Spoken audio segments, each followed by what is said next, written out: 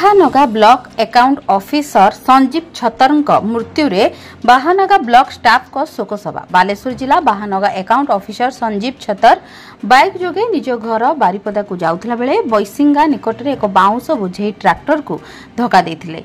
परे भारसाम्य हराई तले पड़ जाइथिले। प्रथमे बैसिंगा गोष्ठी स्वास्थ्य केन्द्र परे अवस्था गुरुतर हेबारु बारिपदा को नहीं जाउथला बेले बाटरे प्राणवायु उड़ी जाइथिला। आज तांको मृत्यु को नहीं बाहानगा ब्लॉक परिसर रे एक शोक सभार आयोजन करा जायथिला।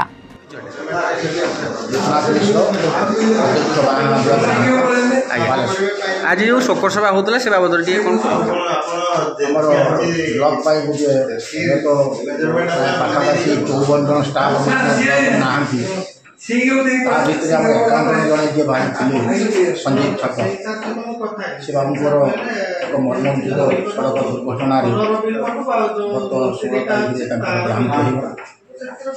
तेणु अमर आत्मा सदगति परमात्मा प्रार्थना आम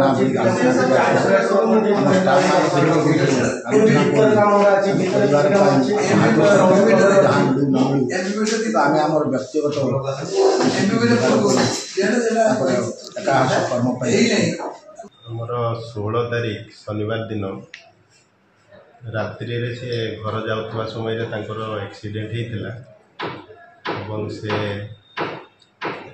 तो नांती चली जाइछंती आ तांको आत्मार केमती सद्गति हेबो तांको परिवार एई जो